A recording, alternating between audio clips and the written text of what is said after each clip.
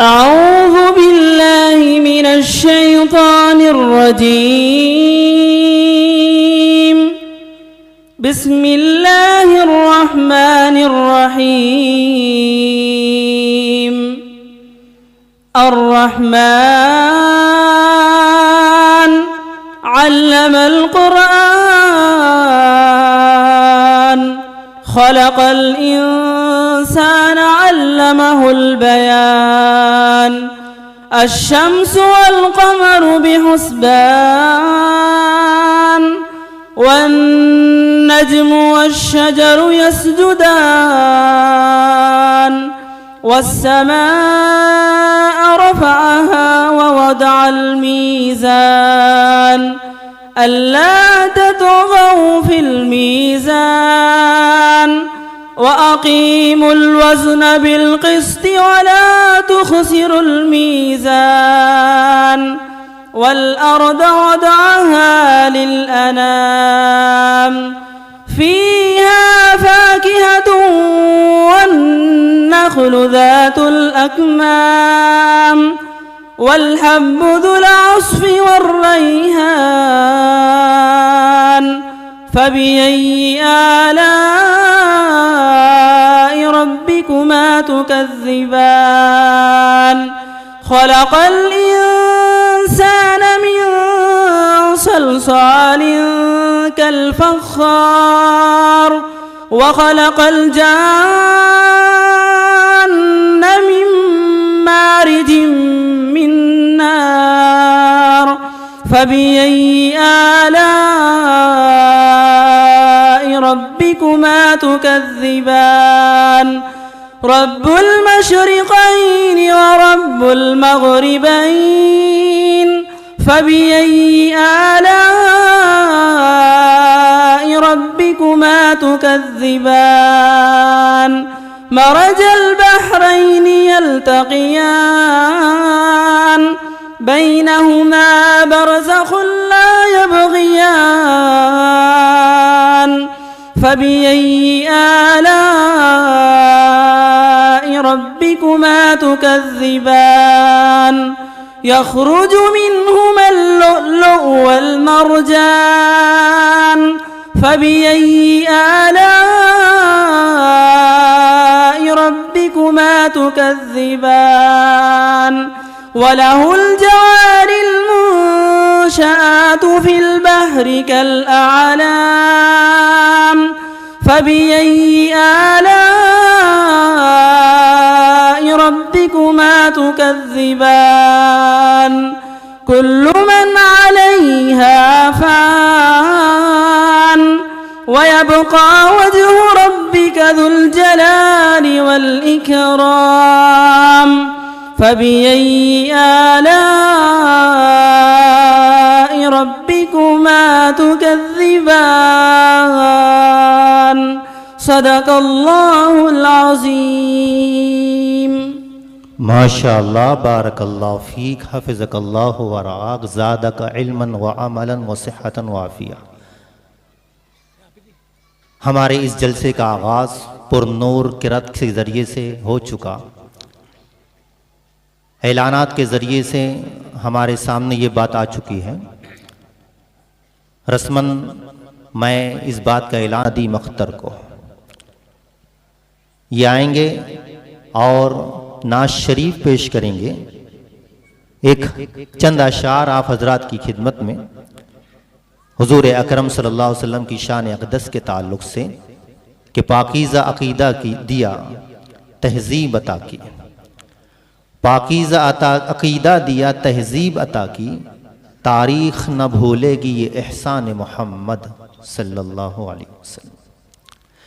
بے مثل صحیفے کی طرح سینہ اطہر بے مثل صحیفے کی طرح سینہ اطہر جزدان کے مانند گریبان محمد. گھبرا کے مسلمان یہ کیا ڈھونڈ رہا ہے گھبرا کے مسلمان یہ کیا ڈھونڈ رہا ہے کیا چھوٹ گیا ہاتھ سے دامان محمد. مقیم اختر ندیم اختر. السلام علیکم. شاہ امم پیغمبر خاتم میرے آقا تم، میرے آقا تم، شاہ امم پیغمبر خاتم میرے آقا تم، شاہ امم پیغمبر خاتم میرے آقا تم، میرے آقا تم، شاہ امم پیغمبر خاتم میرے آقا تم، رحمت کی موجوں کا سرگم میرے آقا تم، میرے آقا تم، رحمت کی موجوں کا سرگم میرے آقا تم، میرے آقا تم، عرش بری پر نام تمہارا آج تلک روشن، آج تلک روشن، عرش بری پر نام تمہارا آج تلک روشن، عرش بری پر نام تمہارا آج تلک روشن، آج تلک روشن، عرش بری پر نام تمہارا آج تلک روشن، حسن مجسم نور مقدم میرے آقا تم، میرے آقا تم، حسن مجسم نور مقدم میرے آقا تم، میرے آقا تم، لہرایا توحید کا پرچم سارے عالم میں،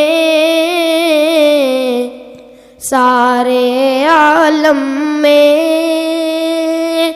لہرایا توحید کا پرچم سارے عالم میں، لہرایا توحید کا پرچم سارے عالم میں، سارے عالم میں، لہرایا توحید کا پرچم سارے عالم میں، باطل کی ہر صف کا ماتم میرے آقا تم، میرے آقا تم، باطل کی ہر صف کا ماتم میرے آقا تم، میرے آقا تم، دائی حلیمہ کے آنگن میں نور کی ہے برسات، نور کی ہے برسات، دائی حلیمہ کے آنگن میں نور کی ہے برسات، دائی حلیمہ کے آنگن میں نور کی ہے برسات، نور کی ہے برسات، دائی حلیمہ کے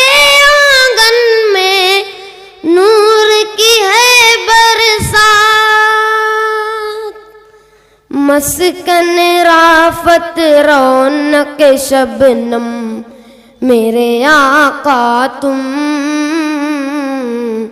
میرے آقا تم، مسکن رافت رونق شبنم میرے آقا تم، میرے آقا تم۔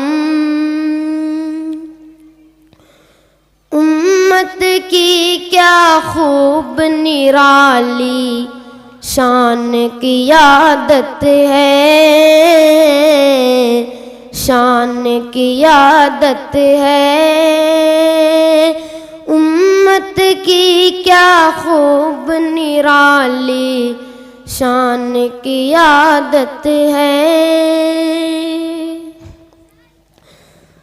امت کی کیا خوب نرالی شان کی عادت ہے، شان کی عادت ہے، امت کی کیا خوب نرالی شان کی عادت ہے، بزم رسل کے صدر مکرم میرے آقا تم، میرے آقا تم، بزم رسل کے صدر مکرم میرے آقا تم، میرے آقا تم۔ دشمن ہو یا دوست سبھی ہیں آپ کے دیوانے، آپ کے دیوانے، دشمن ہو یا دوست سبھی ہیں آپ کے دیوانے، دشمن ہو یا دوست سبھی ہیں آپ کے دیوانے، آپ کے دیوانے، دشمن ہو یا دوست سبھی ہیں آپ کے دیوانے،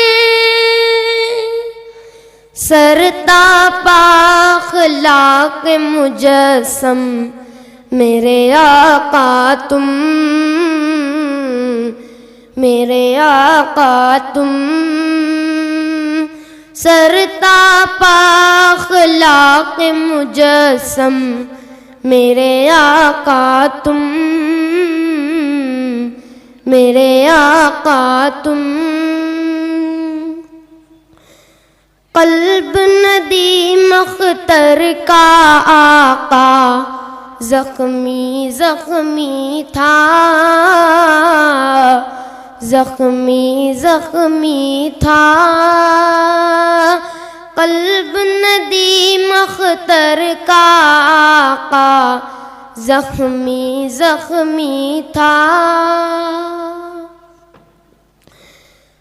قلب ندیم اختر کا آقا زخمی زخمی تھا،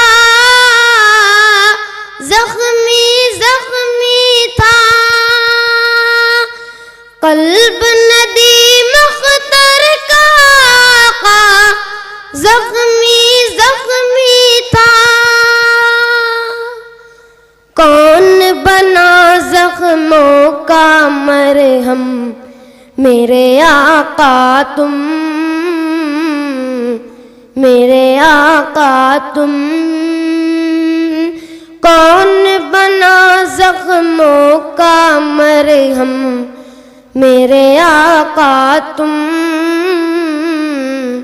میرے آقا تم۔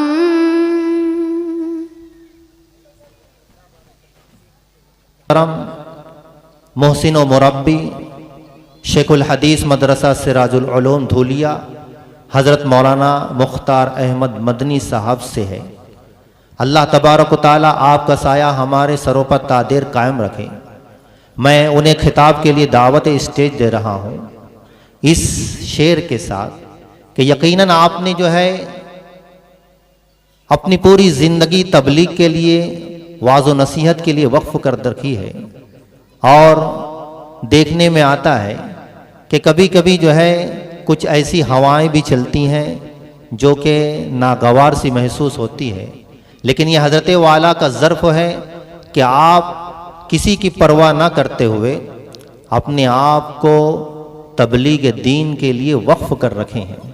میں شعر کے ساتھ آپ کو دعوت دے رہا ہوں کہ نہیں اس کھلی فضا میں کوئی گوشہ فراغت، نہیں اس کھلی فضا میں کوئی گوشہ فراغت، یہ جہاں عجب جہاں ہے نہ قفس نہ آشیانہ، تیری بند پروری سے میرے دن گزر رہے ہیں، تیری بند پروری سے میرے دن گزر رہے ہیں، نہ گلا ہے دوستوں کا نہ شکایت زمانہ۔ حضرت والا آپ حضرات کے روبرو۔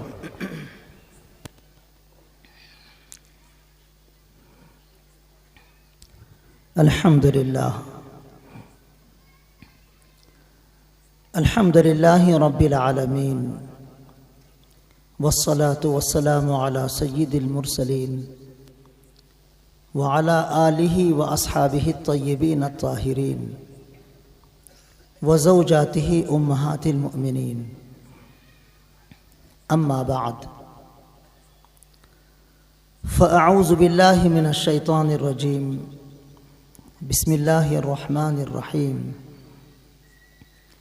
وقضى ربك ألا تعبدوا إلا إياه وبالوالدين إحسانا إما يبلغن عندك الكبر أحدهما أو كلاهما فلا تقل لهما أف ولا تنهرهما وقل لهما قولا كريما واخفض لهما جناح الذل من الرحمة وقل رب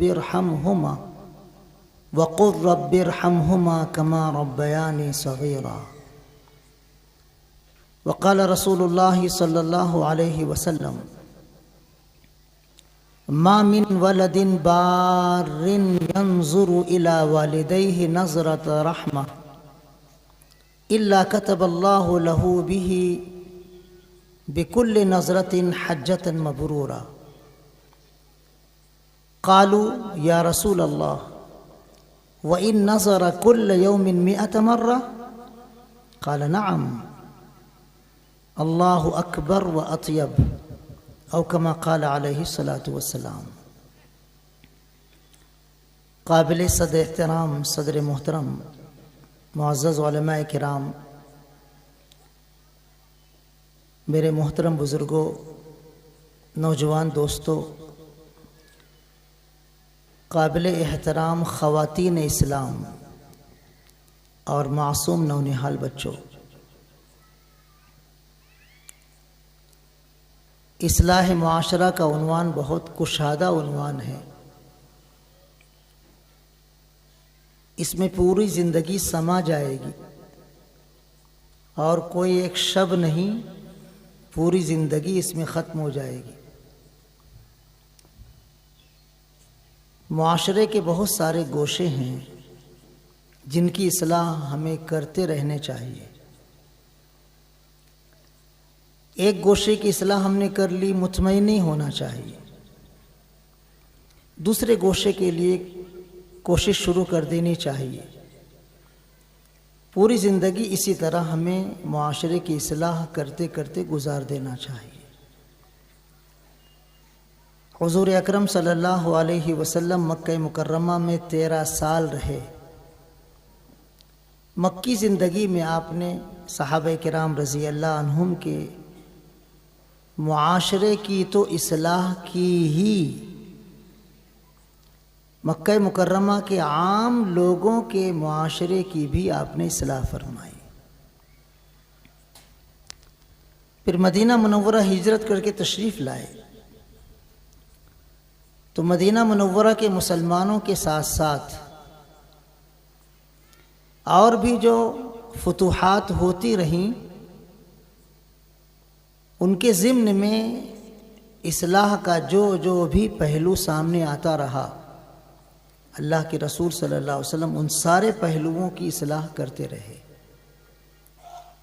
اصلاح کرتے کرتے جب اللہ کا مقصد آپ کی بعثت سے مکمل ہو گیا تو اللہ نے سورہ نصر نازل فرمائی، اذا جاء نصر اللہ والفتح۔ اس مبارک سورہ میں اللہ پاک نے وہ کارنامہ جو حضور اکرم صلی اللہ علیہ وسلم کے ذریعے اللہ کے کرم سے وجود میں آیا، اس کی منظر کشی کی گئی ہے۔ اور تاریخ اٹھا کر دیکھیں گے آپ تو حجۃ الوداع کے موقع پر جب حضور اکرم صلی اللہ علیہ وسلم تشریف لائے تھے حج کرنے کے لیے، تو اس وقت پورا جزیرہ عرب مسلمان ہو گیا تھا۔ اصلاح کا نقطہ دیکھیے، نقطہ آپ اکیلے اللہ کی وحدانیت کو جانتے تھے، اللہ کی معرفت آپ کو حاصل تھی۔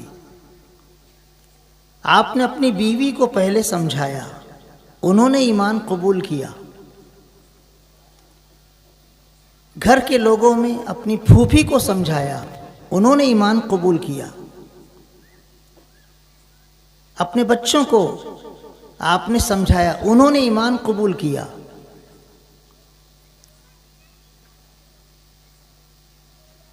آپ کے قریبی رشتہ داروں میں جن کی قسمت میں اللہ نے ایمان لکھا تھا وہ ایمان قبول کیے۔ پھر یہ روشنی پھیلنے شروع ہوئی۔ حضرت ابوبکر صدیق رضی اللہ تعالیٰ عنہ، حضرت زید ابن حارثہ رضی اللہ تعالیٰ عنہ، حضرت سعد بن ابی وقاص رضی اللہ تعالیٰ عنہ، یہ ابتدائی ایمان لانے والے خوش نصیب مسلمان ہیں۔ مکہ مکرمہ میں اصلاح معاشرہ کا کام سست رفتاری سے چلتا رہا۔ ایمان لانے والے بہت تھوڑے سے تھے، بہت تھوڑے، لیکن بہرحال ایمان لانے والوں کا سلسلہ بڑھ ہی رہا تھا، کم نہیں ہو رہا تھا۔ حضور اکرم صلی اللہ علیہ وسلم نے 13 سالہ مکی زندگی میں اتنی زیادہ محنت کی ہے، اتنی زیادہ محنت کی ہے کہ مکہ مکرمہ میں آپ کے تربیت یافتہ صحابہ کرام رضی اللہ عنہم مدینہ منورہ میں ایمان کو عام کرنے کے لیے کلیدی رول ادا کرنے والے صحابہ ہیں۔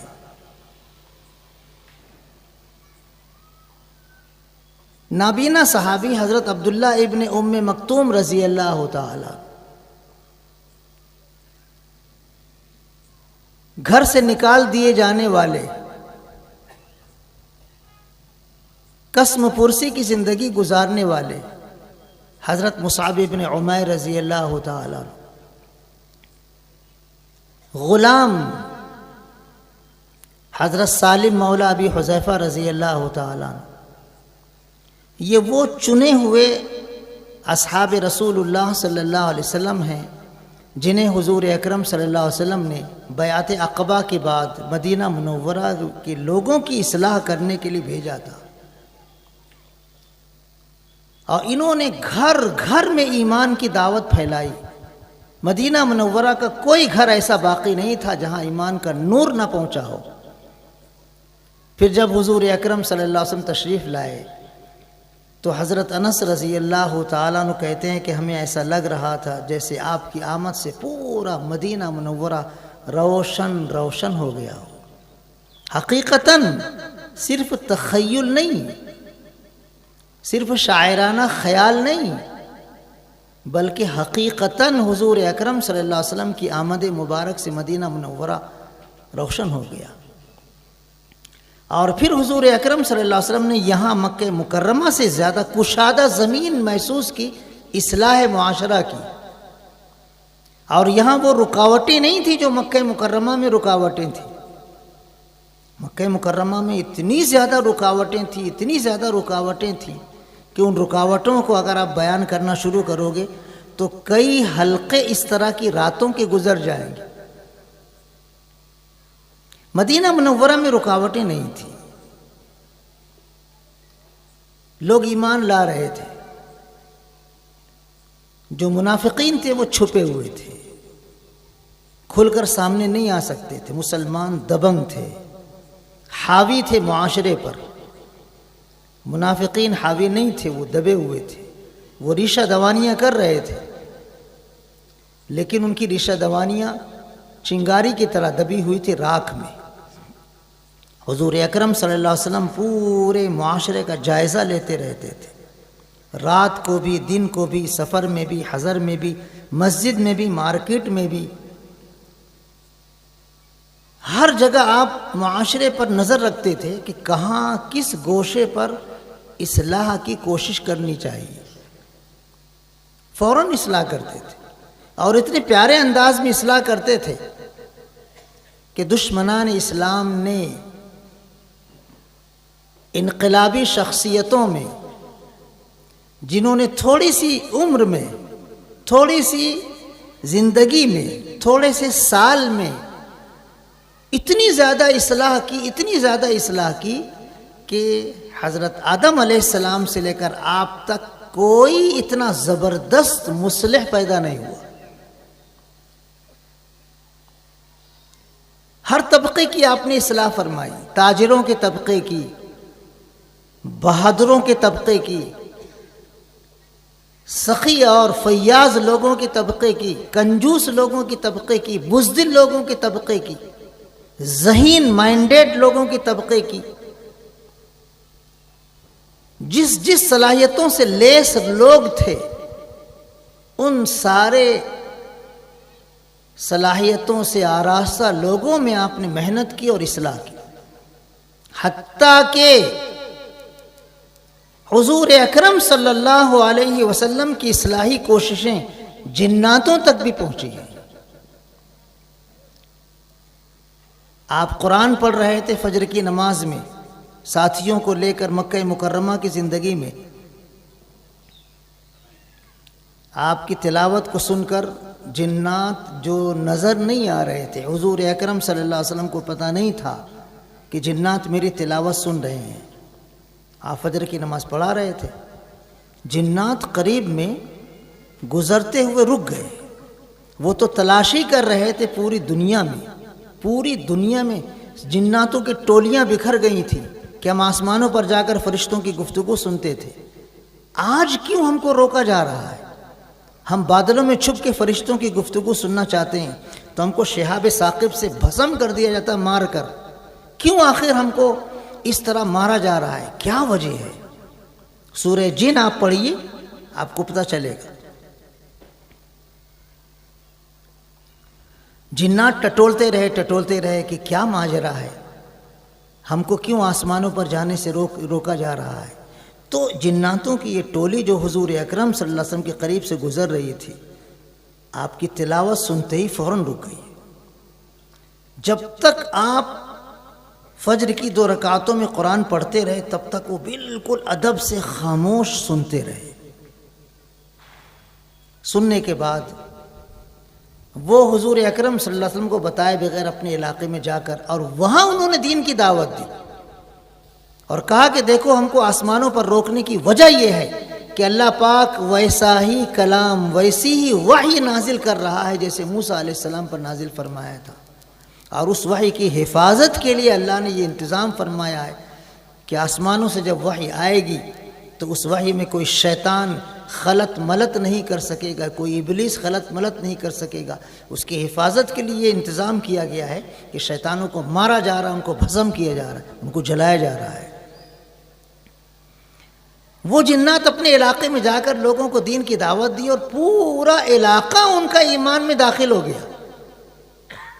پھر وہ لوگ حضور اکرم صلی اللہ علیہ وسلم کی خدمت میں حاضر ہوئے اور انہوں نے اپنا تعارف کروایا کہ اللہ کے رسول، ہم فلاں مقام کے جنات ہیں، ہم آپ پر ایمان لا چکے ہیں، ہم آپ سے درخواست کرتے ہیں کہ آپ ہماری بستی میں چلیے اور ہمارے معاشرے کی اصلاح کیجیے۔ سبحان اللہ۔ حضور اکرم صلی اللہ علیہ وسلم مختلف مواقع پر جناتوں کی بستیوں میں گئے ہیں، ایک مرتبہ نہیں کئی مرتبہ گئے ہیں، اور جا کر آپ نے ان کو سمجھایا ہے، جو ان کے اندر خرابیاں تھیں ان خرابیوں کو دور کیا ہے، اور پھر جناتوں کی اصلاح اتنی زبردست ہوئی ہے کہ جب حضور اکرم صلی اللہ علیہ وسلم نے ابھی سورہ رحمان کی تلاوت آپ نے سنی، جیسے آپ نے سنی نا ایسے ہی صحابہ کرام رضی اللہ عنہ نے بھی خاموش سن لیا تھا۔ حضور اکرم صلی اللہ علیہ وسلم نے پوری سورہ رحمان صحابہ کرام رضی اللہ عنہ کے سامنے سنائی، سارے صحابہ ادب سے سنتے رہے، غور سے سنتے رہے، خاموش سنتے رہے، پوری سورہ رحمان ختم ہو گئی۔ حضور اکرم صلی اللہ علیہ وسلم نے کہا کہ تم سورہ رحمان کو اتنے سلیقے سے نہیں سنے ہو جتنے سلیقے سے جناتوں نے سورہ رحمان میری زبان سے سنا تھا۔ ان کے معاشرے کی اصلاح اتنی زبردست ہوئی کہ جب حضور اکرم صلی اللہ علیہ وسلم نے سورہ رحمان جناتوں کو سنانا شروع کیا تو ہر فَبِأَيِّ آلَاءِ رَبِّكُمَا تُكَذِّبَانِ پر اے جناتو، اے انسانوں، اپنے پروردگار کی کن کن نعمتوں کو تم جھٹلاؤ گے، بار بار اللہ نے جملہ ارشاد فرمایا ہے۔ تو جب بھی حضور اکرم صلی اللہ علیہ وسلم یہ آیت مبارکہ پڑھتے تھے فَبِأَيِّ آلَاءِ رَبِّكُمَا تُكَذِّبَانِ، تو سارے جنات کہتے تھے اے ہمارے پروردگار، ہم آپ کی کسی بھی نعمت کو جھٹلاتے نہیں ہیں۔ ہر فَبِأَيِّ آلَاءِ رَبِّكُمَا تُكَذِّبَانِ کے جواب میں یہ جملہ کہتے تھے۔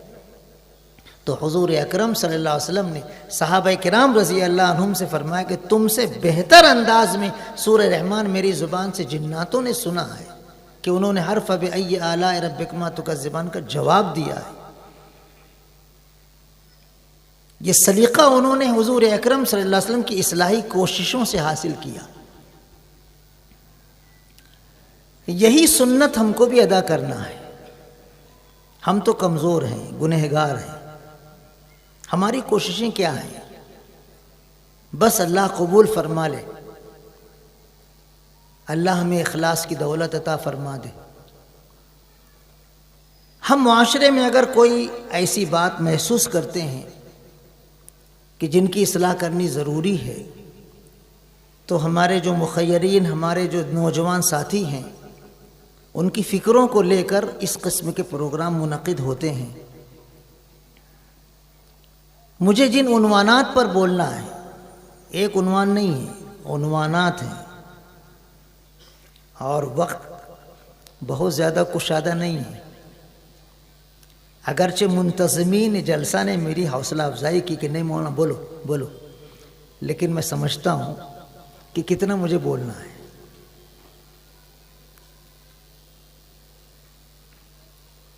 میں نے جو آیت پڑھی آپ کے سامنے، قرآن کریم کی آیت سورہ بنی اسرائیل کی، صرف یہی آیت نہیں، قرآن کریم کے اور بھی دوسرے مقامات پر آپ پڑھو گے قرآن سمجھ کر، ترجمے کے ساتھ، تفسیر کے ساتھ، تو یہ چیز محسوس کرو گے کہ اللہ پاک نے قرآن کریم میں کئی مقامات پر جب اپنی عبادت، اپنی وحدانیت کا حکم دیا ہے، تو وہیں ساتھ ہی میں والدین کے ساتھ حسن سلوک کا بھی آپ نے حکم دیا ہے۔ ہمارے معاشرے میں والدین کے ساتھ اچھا سلوک نہیں ہو پاتا ہے۔ بہت سارے گھروں میں جتنی ماں باپ کی خدمت کرنی چاہیے اتنی ماں باپ کی خدمت ہوتی نہیں ہے۔ اس آیت مبارکہ میں اللہ پاک نے ارشاد فرمایا ہے، آپ کے پروردگار نے یہ حکم دیا ہے کہ تم صرف اللہ کی عبادت کرو اور والدین کے ساتھ اچھا سلوک کرو۔ اگر تمہاری زندگی میں والدین میں سے کوئی ایک یا دونوں بڑھاپے کی عمر کو پہنچ جائیں تو انہیں اف بھی مت کہنا۔ کسی کی ناگوار بات پر کچھ ایکشن لینے کا سب سے ہلکا لفظ ہے اف۔ وہ بھی ماں باپ کے سامنے بولنا نہیں، ان کو جھڑکنا نہیں، ان سے نرمی کے ساتھ گفتگو کرنا، ادب کے ساتھ گفتگو کرنا، ان کے سامنے جھکے جھکے رہنا اور ان کے حق میں دعا کرتے رہنا، اے میرے پروردگار جیسے میرے والدین نے مجھے بچپن میں پالا تھا محبت سے شفقت سے، اے میرے پروردگار ان پر رحم فرما۔ اللہ پاک کا اتنا قیمتی ارشاد ہے ماں باپ کی خدمت کرنے کے تعلق سے۔ بڑھاپے میں ماں باپ کا جو حق ہے اس کو سمجھنے کے لیے حضور اکرم صلی اللہ علیہ وسلم نے پچھلی امتوں کے 3 ایسے لوگوں کا واقعہ پیش کیا ہے جو ہمارے درمیان 3 اہم کردار والے ہیں، اور ہمیں ان تینوں کرداروں پر کچھ بولنا ہے۔ حضور اکرم صلی اللہ علیہ وسلم نے ارشاد فرمایا، 3 لوگ جنگل میں جا رہے تھے، اچانک بارش ان پر برسنے لگی اور تیز ہوا آندھی کی طرح چلنے لگی۔ اگر ہوا نہ چلے صرف بارش ہی ہو تو آدمی بھیگ جائے گا، کوئی مسئلہ نہیں، لیکن تیز آندھی ہو، ہوا ہو اور اس میں بارش ہو رہی ہو تو یہ کئی خطرات لے کر آتی ہے۔ بجلی کا کڑاکا ہوتا ہے، کہیں بجلی گر نہ جائے، بادل گرجتے ہیں، آدمی بالکل سہم جاتا ہے، ڈر جاتا ہے، ہوا کا جھکڑ، ہوا کے جھونکے کبھی کبھی طوفانی شکل ایسی اختیار کر لیتے ہیں کہ بلڈنگوں کو مسمار کر دیتے ہیں، عمارتیں ٹوٹ جاتی ہیں، عمارتیں زمین بوس ہو جاتی ہیں، کئی خطرات ہوتے ہیں۔ تو یہ جلدی سے پہاڑ کے غار میں داخل ہو گئے، بارش سے بچنے کے لیے، ہوا سے بچنے کے لیے۔ غار میں پہنچتے ہی ان کو بارش سے بھی آرام مل گیا اور ہوا کا بھی کوئی جھونکا وہاں آ نہیں رہا تھا، سکون ملا، اچھا لگا۔ لیکن تھوڑی ہی دیر کے بعد پتھر کی ایک بہت بڑی چٹان کھسکتی ہوئی آئی اور غار کے منہ پر، غار کے دہانے پر ایسے آ کر بیٹھ گئی جیسے کہ کسی نے دروازہ بند کر دیا ہو۔ ایسے انداز سے وہ فٹ ہوئی کہ بالکل پیک ہو گئی، پیک، باہر کچھ دکھ ہی نہیں رہا ہے، ہوا کوئی اندر آ ہی نہیں رہی ہے، ایک دم اندھیرا گھپ۔ ان تینوں نے بڑی محنت کی، طاقت لگائی کہ اس پتھر کی سل کو، اس پتھر کے چٹان کو دھکیل کر نکلنے کا راستہ بنایا جائے، لیکن وہ پتھر کی چٹان ٹس سے مس نہیں ہوئی۔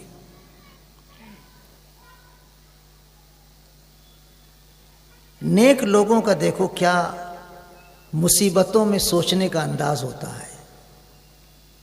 انہوں نے آپس میں طے کیا کہ دیکھو اس مصیبت سے نجات حاصل کرنے کے لیے ہم تینوں اپنی زندگی کو ٹٹولیں، کون سی ایسی نیکی ہم نے صرف اللہ کے لیے کی ہے، اس کے طفیل، اس کے وسیلے سے ہم اللہ سے دعا مانگیں۔ ہمیں امید ہے کہ اللہ اس اخلاص سے بھری ہوئی نیکی کی وجہ سے اس مصیبت سے ہمیں نجات دے دے گا۔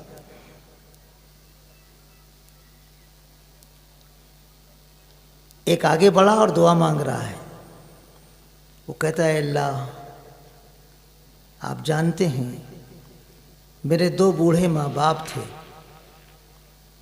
میں روزانہ اپنی بکریاں چرانے کے لیے جنگل میں جاتا تھا، بکریاں چرا کر لاتا تھا، شام کا وقت ہوتا تھا، جلدی جلدی بکریوں کا دودھ دوہتا تھا، میری بیوی بھی تھی، میرے بچے بھی تھے، میں پہلے ماں باپ کو دودھ پلاتا تھا، بعد میں بیوی بچوں کو دیتا تھا اور پھر آخر میں پیتا تھا، روز کا میرا یہی معمول تھا۔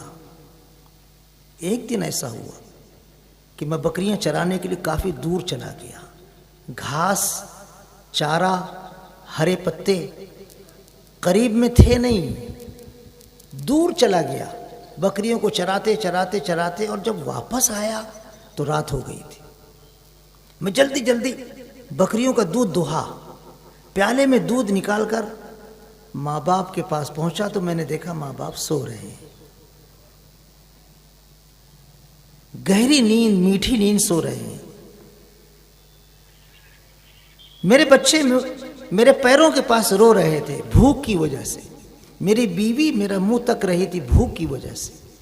مجھے خود بھی بھوک لگی تھی، لیکن ماں باپ سے پہلے میں اپنی بیوی اور بچوں کو دودھ پلانا مناسب نہیں سمجھتا تھا، اور پھر ان کو نیند سے بیدار کرنا بھی اچھا نہیں سمجھتا تھا کہ ان کی میٹھی نیند ٹوٹ جائے گی. میں ویسے ہی ان کے سرانے دودھ کا پیالہ لیے کھڑا رہا. کیا روشن روشن چاند ستارے پچھلی امتوں میں اللہ نے پیدا کیے ہیں. پیالہ دودھ سے بھرا ہوا میں لیے کھڑا رہا. بچے روتے رہے، روتے روتے سو گئے. بیوی تکتے تکتے سو گئی، لیکن میں نہیں سویا. ایسے ہی کھڑا رہا. پوری رات گزر گئی. صبح ہوئی، ماں باپ اٹھے. میں نے بڑی محبت سے، بڑی اپنائیت سے، بہت ادب و احترام سے میں نے پیالہ ان کے سامنے پیش کیا. انہوں نے دودھ پیا. مجھے خوشی ہوئی، میرے ماں باپ نے دودھ پی لیا. بیوی کو اٹھایا، بچوں کو اٹھایا، ان کو پلایا، پھر میں نے پیا. اے اللہ، اگر ماں باپ کی یہ خدمت آپ کی رضا کے لیے میں نے کی ہے تو اللہ اس خدمت کے طفیل ہم سے اس مصیبت کو دور کر دے. روایتوں میں یہاں تک آتا ہے کہ انہوں نے دعا مانگی، اے اللہ اتنا پتھر کا یہ ٹکڑا ہٹا دے کہ کم از کم آسمان نظر آنے لگے. فوراً پتھر کی چٹان خود بخود ہٹ گئی اور آسمان نظر آنے لگا. لیکن ابھی اتنی نہیں ہٹی تھی کہ یہ تینوں نکل سکتے تھے. ابھی 2 کردار اور ہیں، ان پر بھی گفتگو کرنی ہے انشاءاللہ.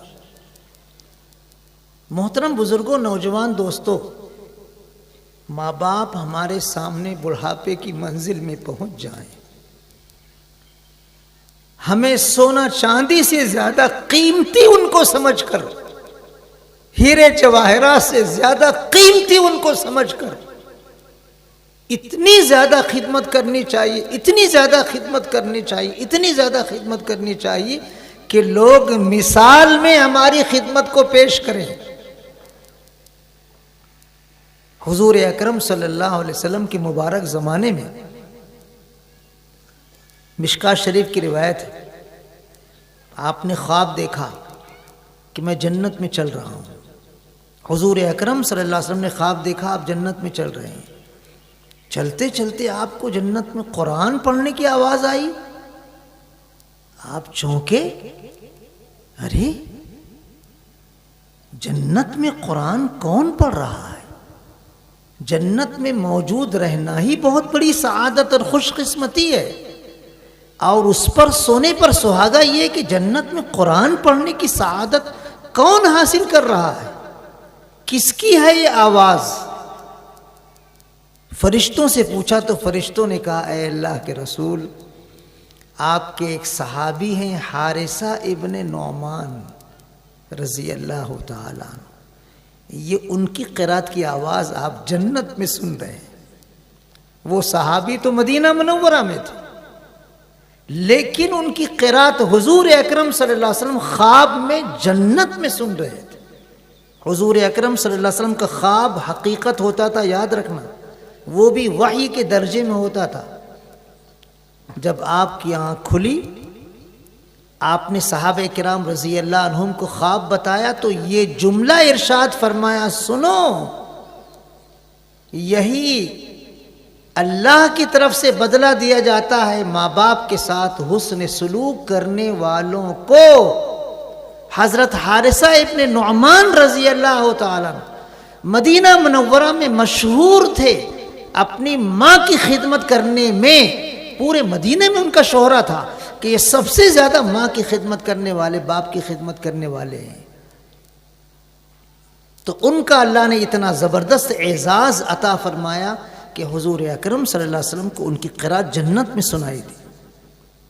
ایسے ہم کو اپنے ماں باپ کی خدمت کرنی چاہیے کہ ہماری خدمت لوگوں کی زبان زد ہو جائے، لوگ مثال کے طور پر پیش کرنے لگے کہ دیکھو آزاد نگر کا، مسلم نگر کا یہ نوجوان ماں باپ کی کیسی خدمت کرتا. دیکھو دھولیا کے فلاں محلے کے فلاں محلے کے فلاں برادری کے فلاں برادری کے نوجوان اپنے ماں باپ کی کیا مثالی خدمت انجام دیتے ہیں. ماں باپ اگر کچھ برا بھلا بول دیں تو اس پر ناراض نہیں ہو جانا چاہیے، برداشت کر لینا چاہیے. حضور اکرم صلی اللہ علیہ وسلم سے کسی نے پوچھا، اے اللہ کے رسول، ماں باپ کا حق کیا ہے؟ تو آپ نے فرمایا،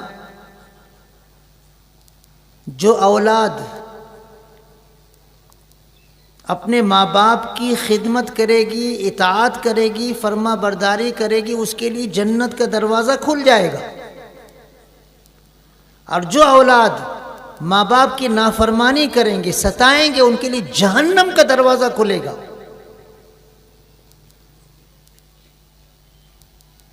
پوچھنے والے نے پوچھا، اللہ کے رسول، اگر ماں باپ اولاد پر ظلم کریں تب بھی؟ کبھی کبھی ایسا ہوتا ہے کہ ماں باپ بچوں میں سے کسی کو بہت ستاتے ہیں، کسی کو بہت مانتے ہیں، کسی کو مانتے ہی نہیں. حالانکہ وہ جس کو نہیں مانتے ہیں وہی زیادہ خدمت کرتا. ایسا ہوتا ہے. تو اگر کبھی ایسا ہو تو برا مت مانیے گا کہ میں اپنے ماں باپ کو ناشتے میں جلیبی لا کر دیتا، کچوری لا کر دیتا، وڑا لا کر دیتا، رگڑا پوری لا کر دیتا، دوپہر کو ان کو بولتا کیا کھائیے کیا کھائیے، میں آپ کے لیے لا رہا ہوں. شام کو ان کے لیے بریانی لا کر دیتا ہوں، شام کو ان کے لیے مرغ مسلم لا کے دیتا ہوں. لیکن وہ میری برائی کرتے رہتے ہیں، اور جو بیٹا ان کو ستاتا ہے، ان کی بات مانتا نہیں، ان کے گن گاتے ہیں.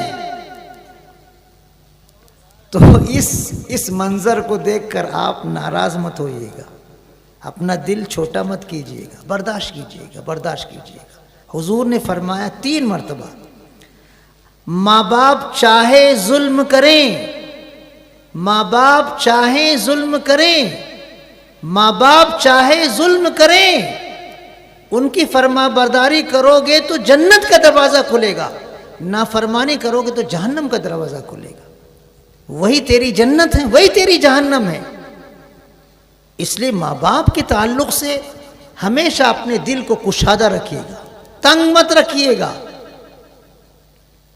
ماں باپ کچھ بول دیں، برداشت کر لیجیے، پی جائیے، اور زیادہ ان کی خدمت کیجیے، خدمت میں کمی مت کیجیے. حضور اکرم صلی اللہ علیہ وسلم پیدا ہوئے تو آپ کے والد بزرگوار کا چہرہ بھی آپ نے دیکھا نہیں تھا. آپ کی ولادت سے پہلے ہی ان کی وفات ہو گئی تھی.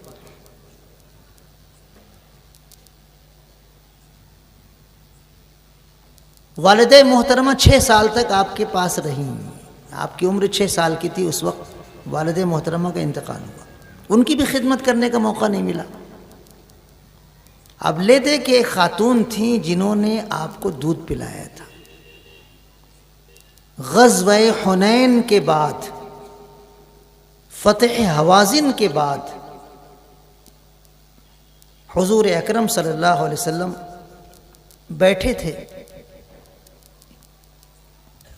یہی علاقہ تھا حوازن کا علاقہ، جس علاقے میں ایک خاتون تھیں. وہ آئیں حضور اکرم صلی اللہ علیہ وسلم کے پاس، تو اللہ کے رسول صلی اللہ علیہ وسلم نے جیسے ان کو دیکھا کھڑے ہو گئے، اپنی چادر اتار کر بچھا دیا، ادب سے محبت سے ان کو بٹھایا، بڑی محبت سے اپنائیت سے بات کرتے رہے. جب وہ جانے لگی کچھ تحفے دیے تو جن کو معلوم تھا ان کو معلوم تھا، جن کو نہیں معلوم تھا وہ حیرت میں ڈوبے ہوئے تھے. کون ہے یہ خاتون؟ حضور اکرم صلی اللہ علیہ وسلم اتنی ان کی خدمت کر رہے ہیں، اتنا اکرام کر رہے ہیں. کبھی تو مدینے میں ہم نے دیکھا نہیں ان کو، آپ کے خاندان میں کبھی یہ نظر نہیں آئی. کون ہے یہ؟ تو پوچھنے لگے تو جن کو معلوم تھا انہوں نے کہا تمہیں نہیں پتا؟ یہ وہ خاتون ہیں جنہوں نے بچپن میں حضور اکرم صلی اللہ علیہ وسلم کو دودھ پلایا تھا. حضرت حلیمہ سعدیہ رضی اللہ تعالی عنہا،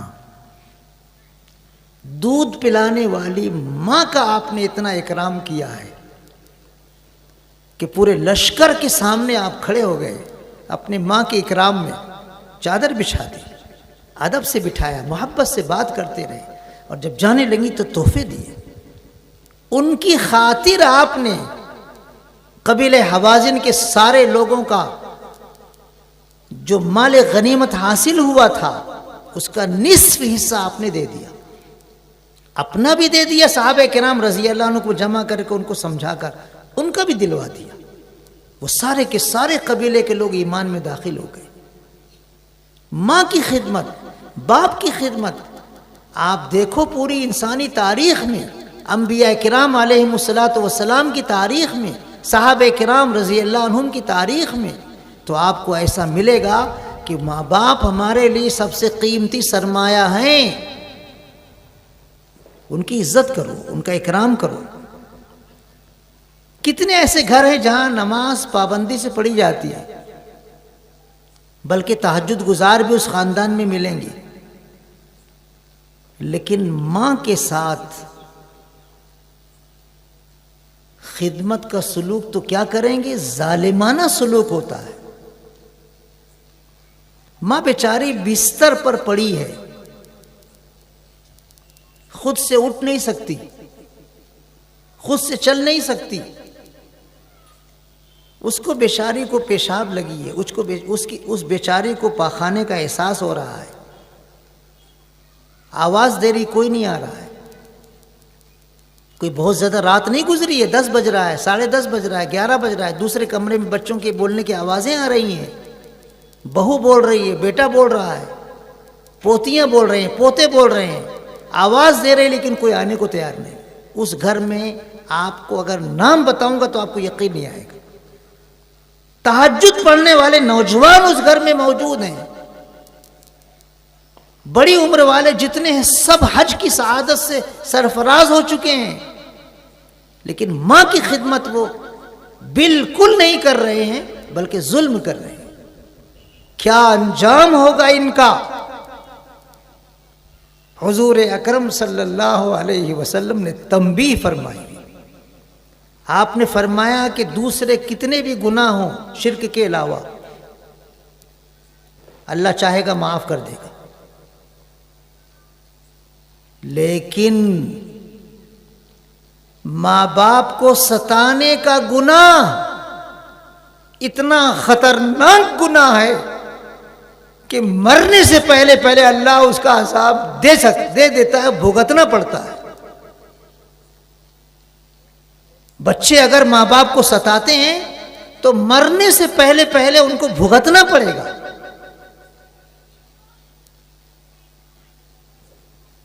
ایک گھر میں شراب پی کے ایک نوجوان اپنے باپ کو مار رہا تھا، پیٹ رہا تھا، نشے کی حالت میں مار رہا تھا۔ لوگ باہر تماشا دیکھ رہے تھے، کتنا نالائق لڑکا ہے، باپ کو مار رہا ہے۔ مارتے مارتے گھسیٹ کر وہ باہر لایا، روڈ پر مارنے لگا باپ کو۔ لوگ دیکھ رہے کیا ناہنجار یہ شخص ہے، یہ تو وحشی درندہ ہے، انسان نہیں ہے، وحشی درندہ ہے، باپ کو ایسے بے دردی سے مار رہا ہے روڈ پر۔ مارتے مارتے گھسیٹتے وہ مارتے جا رہا تھا، روڈ پر گھسیٹ کر مار رہا تھا۔ ایک جگہ پہنچنے کے بعد باپ نے کہا بس کر بیٹا بس کر، میں بھی اپنے بوڑھے باپ کو کھینچ کر مارتے ہوئے یہاں تک لایا تھا۔ یہ اللہ کا سلوک ہے، باپ کی نافرمانی کرنے والوں کے ساتھ، ماں باپ کی خدمت نہ کرنے والوں کے ساتھ، کہ اللہ دنیا میں ہی بتا دیتا ہے ان کو ان کے اس گناہ کا انجام۔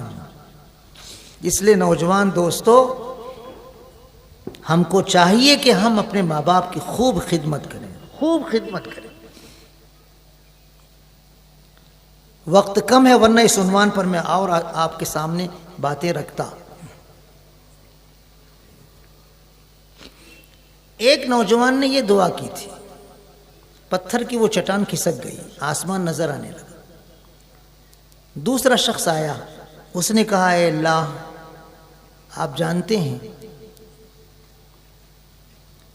کہ مجھے اپنی چچا زاد بہن سے بہت محبت تھی، بے انتہا محبت تھی، قلبی محبت تھی، دل کی گہرائیوں سے میں اسے چاہتا تھا، میں اس سے غلط کام کرنا چاہتا تھا لیکن وہ ہر مرتبہ ٹال دیتی تھی۔ میں زبردستی کرنا نہیں چاہتا تھا، میں موقع کی تلاش میں تھا، جب بھی میں بولتا تھا ٹال دیتی تھی، جب بھی میں بولتا تھا ٹال دیتی تھی۔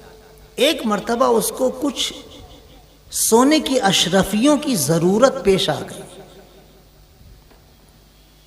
جب میں نے اس سے کہا کہ میں تم کو بہت چاہتا ہوں، تم سے مجھے بہت محبت ہے، مجھے اپنی شہوت پوری کرنے دو، تو اس نے کہا پہلے مجھے 100 سونے کی اشرفیاں لا کر دو۔ 100 سونے کی اشرفیاں بہت مہنگی ہوتی ہیں، صرف 20 سونے کی اشرفی 7.5 تولہ سونے کے برابر ہوتی، تو 100 سونے کی اشرفی کتنی ہوگی؟ لیکن وہ کہنے لگا کہ اے اللہ مجھے بہرحال اس سے محبت تھی، بہت زیادہ محبت تھی، میں اپنا شہوانی کام کرنا چاہتا تھا، تو میں نے بڑی محنت کر کے 100 سونے کی اشرفیاں جمع کر لی اور لے جا کر اس کو دے دیا۔ وعدے کے مطابق اس نے اپنے آپ کو میرے حوالے کر دیا، لیکن عین گناہ کے وقت اس لڑکی کی زبان سے یہ جملہ نکلا، اے اللہ کے بندے اللہ سے ڈر۔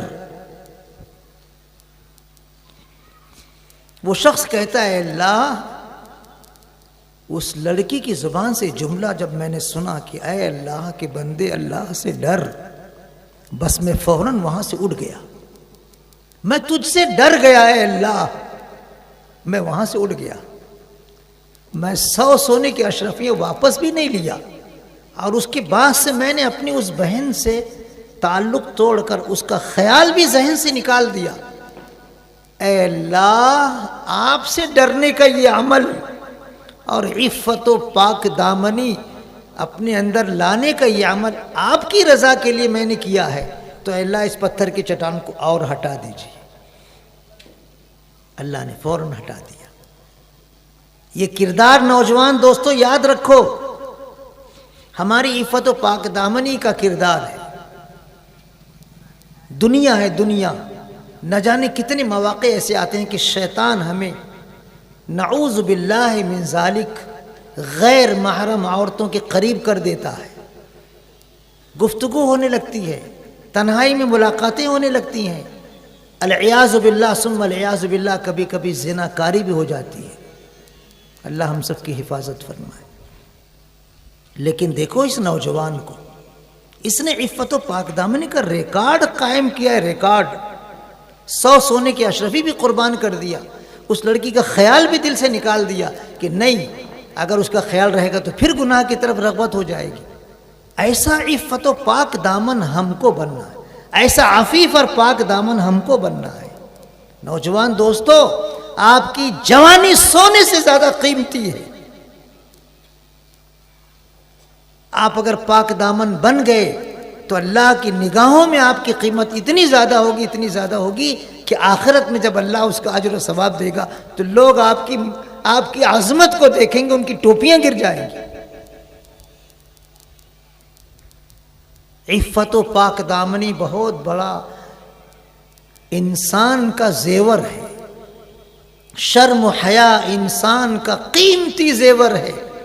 حضور اکرم صلی اللہ علیہ وسلم نے ارشاد فرمایا، ایمان کے 60 اور کچھ شعبے ہیں، یعنی ایمان کے 60 اور کچھ زیادہ کام ہیں، ان میں سب سے اعلیٰ درجے کا کام، سب سے اعلیٰ درجے کا شعبہ لا الہ الا اللہ کا اقرار ہے، محمد رسول اللہ صلی اللہ علیہ وسلم۔ سب سے اعلیٰ درجے کا ایمان کا شعبہ ہے اللہ کی وحدانیت کو ماننا حضور اکرم صلی اللہ علیہ وسلم کی رسالت و نبوت کو ماننا سب سے اہم شعبہ ہے ایمان کا۔ حضور اکرم صلی اللہ علیہ وسلم نے فرمایا سب سے ادنا درجہ ایمان کا راستے سے تکلیف دینے والی چیز کو ہٹا دینا ہے۔ راستے سے تکلیف دینے والی چیز کو ہٹا دینا، یہ ایمان کا سب سے ادنا درجہ ہے۔ یہ اعلیٰ اور ادنا دو درجے آپ نے بیان فرمائے، پھر درمیان سے آپ نے کوئی شعبہ، کوئی نیک عمل بیان نہیں فرمایا۔ آپ نے ارشاد فرمایا کہ حیا ایمان کا ایک اہم شعبہ ہے۔ نوجوان دوستو، اپنے اندر حیا پیدا کرو، غیر محرم عورتوں کو قطعاً تاک جھاک مت کرو، اپنی نگاہوں کی حفاظت کرو، اپنی نگاہوں کا احترام کرو۔ ہمارا معاشرہ زیادہ پردے کا پابند نہیں ہے۔ عورتیں بے پردہ عام طور پر ادھر ادھر نظر آتی رہتی ہیں۔ ایسے ماحول میں اپنی نگاہوں کو نیچے رکھا کرو۔ کبھی کسی غیر محرم عورت سے پینگ بڑھانے کا موقع اگر خدا نہ خواستہ مل گیا تو اپنے آپ کو بچاؤ، جیسے جہنم کی آگ سے آپ اپنے آپ کو بچا رہے ہیں۔ آپ کو اپنی عفت و پاک دامنی کی حفاظت کرنی ہے۔ آپ کو اللہ نے بیوی دیا ہے، اس بیوی پر اپنی محبتوں کو نچھاور کرو، اس کے حقوق ادا کرو۔ آپ کو اللہ اتنا اجر و ثواب دے گا کہ آپ سوچ بھی نہیں سکتے ہیں۔ حضور اکرم صلی اللہ علیہ وسلم نے عفت و پاک دامنی کی حفاظت کرتے ہوئے ارشاد فرمایا کہ اگر کوئی شوہر اپنی بیوی کے منہ میں محبت سے لقمہ ڈالتا ہے تو اللہ پاک اس پر بھی صدقے کا ثواب عطا فرماتا ہے۔ ازدواجی زندگی خوشگوار گزارنا یہ بہت بڑی نیکی ہے۔ اللہ نے آپ کو شادی کرا کر بیوی دیا ہے، اس کا جو مقام ہے اس مقام کو سمجھ کے اس کے ساتھ خوشگوار زندگی گزارو۔ ادھر ادھر غیر محرم عورتوں کو تاک جھاک قطعاً مت کرو، اپنی نگاہوں کی حفاظت کرو۔ تیسرا کردار، آخر میں وہ غار میں پھنسنے والا تیسرا شخص کہتا ہے اے اللہ، آپ جانتے ہیں میں بہت بڑا تاجر، بہت بڑا بزنس مین، کاروباری، ایک مرتبہ ایک مزدور کو میں نے اپنے کاروبار کے لیے بلایا، یہ کام تجھے کرنا ہے۔ اس مزدور نے کہا ٹھیک ہے میں کروں گا۔ کتنی مزدوری لوگے؟ اس نے کہا اتنی مزدوری لوں گا۔ تو میں نے اس کی مزدوری مکمل اس کو دینا طے کر دیا۔ اس نے کام شاندار کیا، اور کام کرنے کے بعد جب مزدوری لینے کے لیے آیا، پتہ نہیں کیا ہوا، بغیر مزدوری لیے واپس چلا گیا۔ کبھی کبھی مزدور عجیب عجیب مزاج کے ہوتے ہیں۔ اب وہ کام کیا، پورا مکمل کام کیا، اور مزدوری لینے کے لیے آیا بھی، لیکن پتہ نہیں کیا ہوا، واپس چلا گیا، نہیں لیا۔ تو یہ شخص کہتا ہے کہ اے اللہ، اس کی اس مزدوری کو میں نے اپنے کھیت میں بویا، اناج کی شکل میں لگایا، اس سے بہت شاندار فصل تیار ہوئی، کھیت بہت بہترین غلے والا پیدا ہوا۔ ان غلوں کو میں نے نکال کے ان کو بیچا، اور زیادہ بہت زیادہ نفع ہوا۔ پھر میں نے ان کو اور زیادہ اپنی زمین میں لگایا، اور زیادہ نفع ہوا۔ ایسے میں اس سے فائدہ اٹھاتا رہا۔ آخر میں نے اس کی اجرت کے ذریعے، محنت میری تھی لیکن اجرت اسی کی تھی، تو اس کے ذریعے میں نے بیل جوڑی بھی خرید لیا، غلام بھی خرید لیا، چرواہا بھی خرید لیا۔ وہ سارے خریدنے کے بعد پھر وہ آدمی آیا اور کہا اے اللہ کے بندے، میں کچھ دنوں پہلے تیرے یہاں آیا تھا کام کرنے کے لیے، اجرت طے ہوئی تھی، میں نہیں لیا تھا، چلا گیا تھا، اب مجھے ضرورت محسوس ہو رہی ہے، وہ اجرت دے دو نا۔ تو اے اللہ، میں نے اس سے کہا دیکھ، یہ بیلوں کی جوڑی، یہ چرواہا، یہ غلام یہ سب لے کے جا، یہ سب تیرا ہے۔ اس نے کہا مجھ سے مذاق مت کر یار، میری جو مزدوری تھی تھوڑی سی جو بھی ہے وہ دے دے، یہ اتنا بڑا سامان تو دے رہا، یہ بھی لے جا، مذاق مت کر۔ میں نے کہا میں مذاق نہیں کر رہا ہوں، جا سب لے جا۔ وہ مزدور حقیقتاً لے کے چلا گیا۔ اے اللہ، مزدور کا حق اتنے اعلیٰ پیمانے پر ادا کرنے کا یہ مبارک عمل اگر میں نے آپ کی رضا کے لیے کیا ہے تو اللہ اس پتھر کی چٹان کو مکمل ہٹا دے۔ فوراً پتھر کی چٹان ہٹ گئی اور یہ تینوں باہر آ گئے۔ ہمارے معاشرے میں پاور لوم کی فیکٹریاں ہیں اور بہت سارے کاروبار ہیں، مزدور کام کرتے ہیں، سیٹ کو چاہیے کہ وہ مزدوروں کا کام مکمل ہونے سے پہلے ہی ان کی اجرت دے دے۔ حضور اکرم صلی اللہ علیہ وسلم کے تعلق سے یہ جملہ آپ نے سنا ہوگا کہ مزدور کا پسینہ خشک ہونے سے پہلے اس کی اجرت دے دو۔ مزدور کے تعلق سے سیٹ کے دل میں یہ جذبہ ہو کہ یہ میرا بھائی ہے، یہ میرا مزدور نہیں، میرا بھائی ہے، اس کی اجرت دے دو۔ بلکہ کبھی کبھی اس کے یہاں کوئی ایسا موقع پیش آ جائے جس میں پیسوں کی زیادہ ضرورت پیش آ جائے تو مدد کر دو، دے دو۔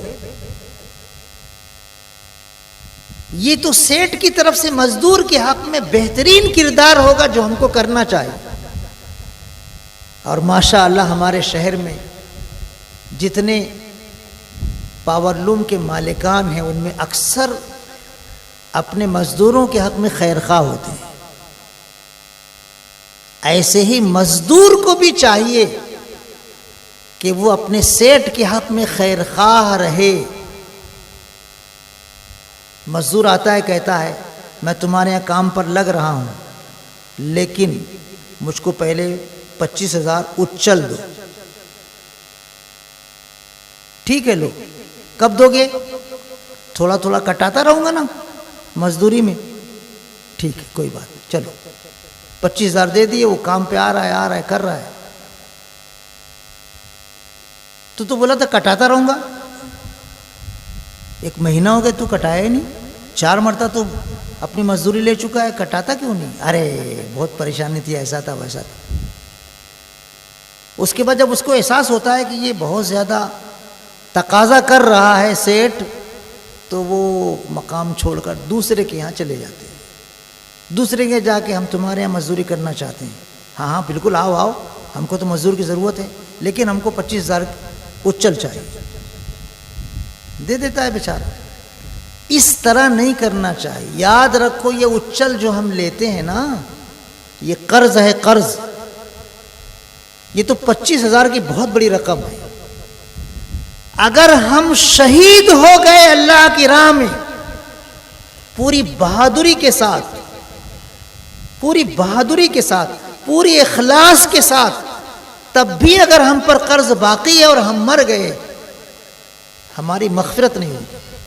یہ حضور اکرم صلی اللہ علیہ وسلم کا ارشاد ہے۔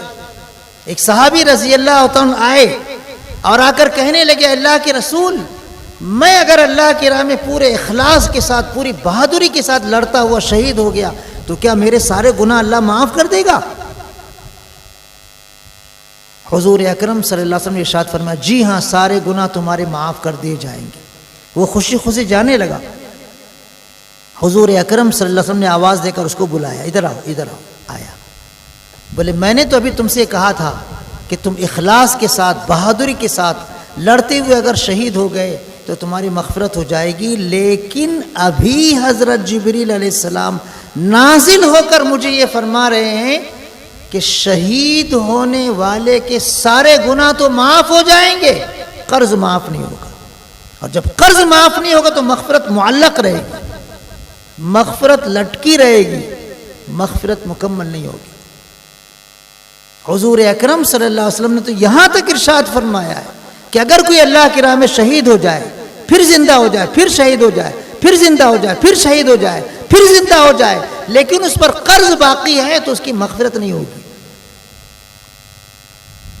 اس لیے مزدوری کرنے والے ہمارے نوجوان ساتھیوں کو چاہیے کہ اپنے ذمے قرض نہ رکھیں، محنت سے کام کرو، آپ کی مزدوری جتنی مل رہی ہے لے لو، اگر قرض لیے ہو تو اس کو ادا کرو، نہیں ادا کرو گے تو آخرت میں اتنا برا انجام ہوگا کہ آپ اس کا اندازہ نہیں لگا سکتے ہو۔ حضور اکرم صلی اللہ علیہ وسلم اپنے مبارک زمانے میں جب کسی مسلمان کی وفات ہوتی تھی، لوگ کہتے تھے جنازے کی نماز پڑھا دیجیے۔ حضور اکرم صلی اللہ علیہ وسلم پوچھتے تھے کہ مرنے والے پر قرض ہے؟ صحابہ کرام رضی اللہ عنہم اگر یہ کہتے تھے کہ اللہ کے رسول اس پر قرض نہیں ہے تو آپ جنازے کی نماز پڑھا دیتے تھے۔ اور اگر کسی مسلمان کا جنازہ آتا تھا، آپ پوچھتے تھے ان پر قرض ہے؟ لوگ کہتے تھے ہاں ہے، تو آپ پوچھتے تھے اس قرض کو ادا کرنے کی کوئی شکل ہے؟ بولے ہاں ان کا مال ہے، اس سے قرض ادا کیا جا سکتا ہے، تو آپ جنازے کی نماز پڑھا دیتے تھے۔ لیکن اگر کسی مسلمان کا جنازہ ایسا آتا تھا کہ حضور اکرم صلی اللہ علیہ وسلم پوچھتے تھے ان پر قرض ہے، اور لوگ کہتے تھے ہاں ہے، اس قرض کو ادا کرنے کی کوئی شکل انہوں نے چھوڑی ہے؟ کہا نہیں چھوڑی ہے، تو آپ فرماتے تھے میں جنازے کی نماز نہیں پڑھاؤں گا، تم ہی لوگ اپنے ساتھی کے جنازے کی نماز پڑھ لو۔ اتنا سخت معاملہ ہے قرض کا۔ تو اگر ہم قرض لے کر اپنی مزدوری کر رہے ہیں تو غلط کر رہے ہیں۔ ضرورت ہم کو پڑتی ہے، ٹھیک ہے، قرض لے لیں، تھوڑا تھوڑا کر کے اس کو ادا کرتے رہیں۔ ہمارا معاملہ نیل ہونا چاہیے، دنیا میں بھی آخرت میں بھی۔ سیٹ کو چاہیے وہ مزدور کی کمزوریوں کو اور اس کی پریشانیوں کو سامنے رکھ کر اس کے ساتھ اچھا سلوک کرتا رہے، اس کے ساتھ اور اچھا سلوک کرتا رہے، اس کے ساتھ اور اچھا سلوک کرتا رہے، جیسے اس سیٹھ نے اپنے مزدور کے ساتھ اتنا بہترین عمل کیا کہ اللہ نے اس کی بدولت پوری چٹان کو باہر کر دیا۔ لیکن مزدور کا بھی یہ حق ہے کہ وہ اپنے سیٹھ کے حق میں خیر خواہ ہو، انتقامی کارروائی کرنے والا نہ ہو۔ کتنے مزدوروں کی زبان سے ہم نے سنا ہے، ابے تیجا ہے تیجا، زیادہ چلا کے سیٹھوا کا فائدہ مت کرو، چلو چنگا اٹا کھیلو۔ یہ جملے بولے جاتے۔ اللہ کے بندے، اللہ نے ایک روزی دی ہے، حلال روزی، اس کا احترام کرو۔ حلال روزی 2 پیسہ بھی ہمارے لیے 2000 سے بڑھ کر ہے، 2 روپیہ بھی ہمارے لیے 2 لاکھ سے بہتر ہے۔ حلال روزی کا اللہ نے ذریعہ دیا ہے، ہم کو اس کی قدر کرنی چاہیے۔ آپ ذرا باہر نکل کر دیکھو، یو پی جاؤ، بہار جاؤ، دوسرے اور علاقے میں جا کر مراٹھواڑہ میں چلے جاؤ ہمارے قریب، آپ کو کاروبار کی شکلیں ملیں گی نہیں۔ لوگ بیکار ہیں، بیکار کاروبار ڈھونڈتے ہیں، کچھ ملازمت کی شکلیں ڈھونڈتے ہیں، ملتی نہیں ہیں۔ اللہ کا کرم ہے، اللہ کا فضل ہے، اللہ کا احسان ہے کہ ہمارے شہر میں اللہ نے ہم کو یہ ذریعہ آمدنی عطا فرمائی ہے۔ تو دونوں کو مل کے امانت داری سے کام کرنا چاہیے۔ اگر دونوں میں سے کوئی امانت داری سے کام نہیں کرے گا تو پھر یہ ہمارا جو کاروبار ہے اللہ ہم سے چھین لے گا، اللہ ہم سے چھین لے گا۔ روزی دینے والا اللہ ہے، رزاق اللہ ہے، خیر الرازقین اللہ ہے۔ ہم کو اللہ کی دی ہوئی روزی کی قدر کرنی چاہیے۔ اور آخر میں میں اپنے نوجوان ساتھیوں سے ایک بات کہوں گا۔ نوجوان دوستو، اپنے آپ کو، اپنے بچوں کو، اپنے دوستوں کو بامقصد زندگی گزارنے کی عادت ڈالو۔ ہماری زندگی کے ایک ایک سیکنڈ قیمتی ہے۔ اللہ تعالیٰ ایک ایک سیکنڈ کے بارے میں پوچھے گا۔ ہمارے قدم آخرت کے میدان سے آگے نہیں بڑھ سکیں گے جب تک ہم ان سوالات کے جوابات نہیں دیں گے۔ اللہ تعالیٰ پوچھے گا ہم نے تمہیں یہ عمر دی تھی، جتنی بھی عمر اللہ نے ہماری مقدر کی ہے، یہ عمر کہاں تم نے استعمال کیا؟ اللہ پوچھے گا، یاد رکھو، تم کو ہم نے عمر دی تھی، ورنہ پیدا ہوتے ہی تمہیں ہم موت کے گھاٹ اتار سکتے تھے۔ ہم نے تم کو عمر دی، ورنہ ماں کے پیٹ میں بھی ہم تم کو ناقص پیدا کر دیتے تھے۔ ہم نے تم کو عمر دی، ہم نے تم کو موقع دیا، زندگی گزارنے کا موقع دیا، کیا کیا تم نے، کیسے تمہاری عمر گزاری؟ ہم کو جواب دینا پڑے گا۔ اپنی عمر کا ایک ایک سیکنڈ قیمتی سمجھ کر زندگی گزارو۔ حضور اکرم صلی اللہ علیہ وسلم نے ارشاد فرمایا ہے، آخرت میں کسی کو کسی چیز کا ضائع ہونے کا احساس نہیں ہوگا سوائے اس لمحے کے جس لمحے میں اس نے اللہ کا ذکر نہ کیا ہو، اللہ کی عبادت نہ کیا ہو، کوئی نیک کام نہ کیا ہو۔ زندگی کا ایک لمحہ اگر ہمارا ایسے ضائع ہو گیا جس میں ہم نے کوئی نیک عمل نہیں کیا، اللہ کا ذکر نہیں کیا، کوئی عبادت نہیں کی، تو اس وقت ہمیں افسوس ہوگا، کاش زندگی کا وہ ایک لمحہ جو ہمارا ضائع ہو گیا تھا ہم ضائع نہ کرتے، اللہ اللہ ہی کہہ دیتے، سبحان اللہ الحمدللہ ہی کہہ دیتے، 2 رکعت نماز ہی پڑھ لیتے، کسی غریب کے ساتھ اچھا سلوک کر دیتے، کچھ روپے کسی غریب کو صدقہ کر دیتے، اس وقت افسوس ہوگا، لیکن اس وقت کے افسوس کا کوئی فائدہ نہیں۔ اس لیے نوجوان دوستوں بلکہ سارے مسلمانوں سے میری مؤدبانہ گزارش ہے کہ اپنی عمر کے ایک ایک لمحے کو قیمتی جانو، ضائع مت کرو۔ ہماری ہوٹلیں عشاء کے بعد تو شباب پر آتی ہیں، شباب پر۔ عشاء سے پہلے کچھ نہیں رہتا، عشاء کے بعد بیٹھ کے آرام سے ادھر کی ادھر کی ادھر کی ادھر کی چلتی رہتی ہے، چائے پیتے رہتے ہیں، بیڑی پیتے رہتے ہیں، سگریٹ پیتے رہتے ہیں، پوڑی کھاتے رہتے ہیں، ایک چائے ہو گئی دوسری منگاتے ہیں، دوسری ہو گئی تیسری منگاتے ہیں، ایک سگریٹ ہو گئی دوسری منگاتے ہیں، تیسری منگاتے ہیں، ایک بیڑی ہو گئی دوسری تیسری بیٹھے رہتے ہیں بیٹھے رہتے ہیں بیٹھے رہتے ہیں۔ ایسا بھی نہیں کہ کوئی بہت اچھے خیالات پیش ہو رہے ہوں، نہیں، اس کی غیبت اس کی غیبت، اس کے خلاف اس کے خلاف، اس نے ایسا کیا اس نے ایسا کیا، اس کو بدنام کرو اس کو بدنام کرو، بس اسی میں ہماری رات گزر جاتی ہے۔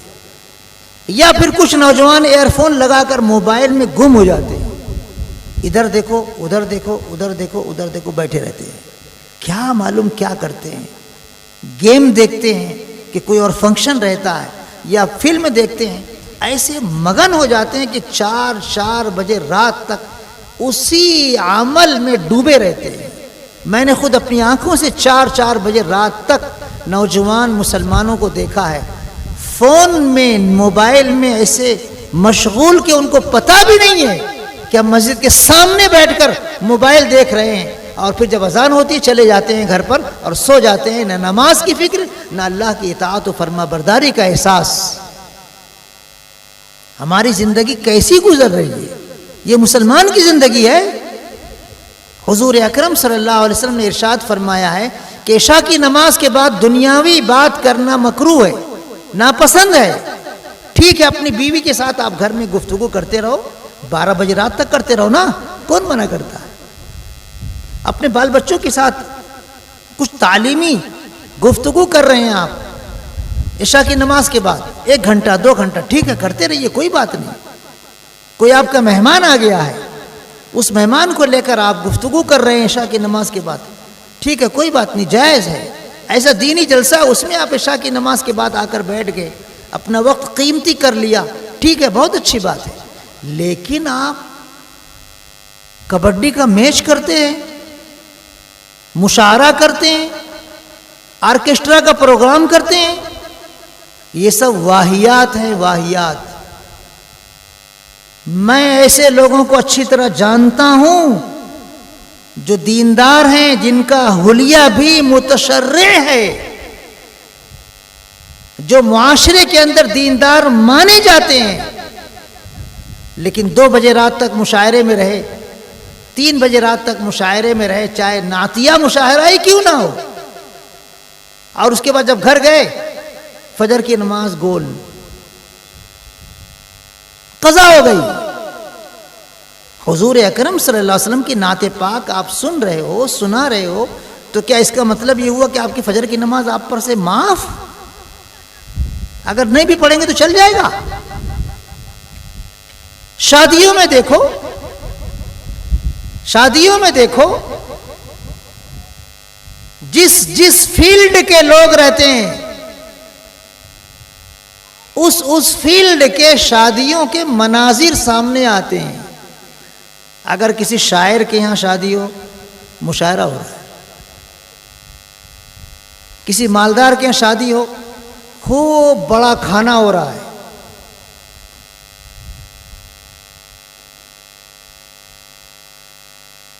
کسی اور قسم کے لوگوں کے درمیان شادی کی تقریب ہو تو وہ اپنے مزاج کے مطابق شادی کو رنگ دیتے ہیں. راتیں گزر جاتی ہیں, دن گزر جاتے ہیں, ظہر کی نماز قضا ہو جاتی ہے, عصر کی نماز قضا ہو جاتی ہے, فجر کی نماز قضا ہو جاتی ہے, کسی کو احساس تک نہیں. اپنی صحت کا خیال رکھنا ضروری ہے.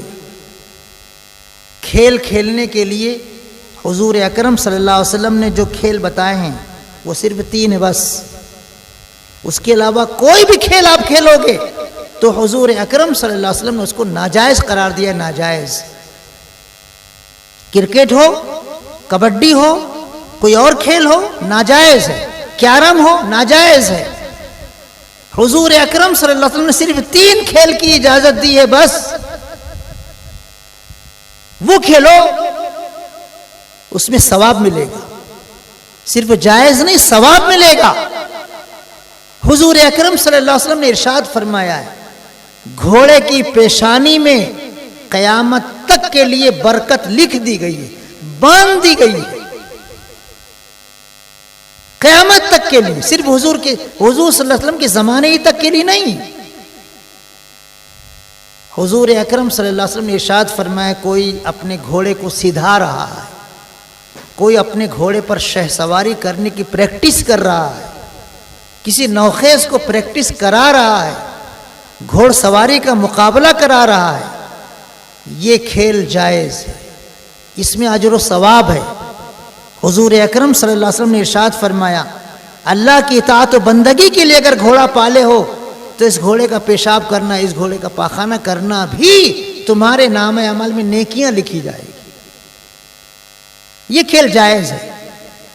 سارن کھیڑا یہاں سے قریب ہے, بہت زیادہ دور نہیں ہے, وہاں پر گھوڑے کا بازار لگتا ہے. جاؤ, پیسے دیے ہیں اللہ نے, لے کے آؤ ایک گھوڑا, اس پر گھوڑے سواری کرو, گھوڑے سواری کی مشق کرو. آج ہمارے معاشرے میں ہیں کچھ مسلمان ایسے ہیں کہ جن کے یہاں 4 5 6 گھوڑے ہیں اور ماشاءاللہ برکتیں ان کے یہاں نازل ہوتی ہو رہی ہیں. یہ کھیل جائز. حضور اکرم صلی اللہ علیہ وسلم نے ارشاد فرمایا تیر اندازی کرنا, نشانے کی, سچے نشانے کی مشق کرنا, یہ کھیل جائز ہے. پہلے زمانے میں تیر اندازی ہوتی تھی, آج نشانہ بازی کے لیے دوسری چیزیں اپنی جگہ لے لی ہیں. حکومت کی طرف سے اجازت ہوتی ہے, باقاعدہ پروانگی ملتی ہے. نوجوان آگے آئیں اور اپنی صلاحیت کا مظاہرہ کریں. نشانہ بازی میں پورے مہاراشٹر لیول پر اول آنے کی کوشش کریں, پورے انڈیا لیول پر اول آنے کی کوشش کریں, تاکہ یہ صلاحیت جو ہمارے اکابر صحابہ کرام رضی اللہ عنہم کو اللہ نے دی تھی ہمارے اندر بھی آئے. یہ کھیل جائز ہے, نشانہ بازی کا کھیل جائز ہے. تیسرا کھیل جو حضور اکرم صلی اللہ علیہ وسلم نے بتایا ہے وہ یہ ہے کہ گھر کی 4 دیواری میں اپنی بیوی سے دل لگی کرو. یہ بھی کھیل ہے. کار ہے تو کہ بولے رہو نا, کچھ بولے نہیں لیکن بول رہے ہیں. اس کو چمٹی کاٹ لی اللہ,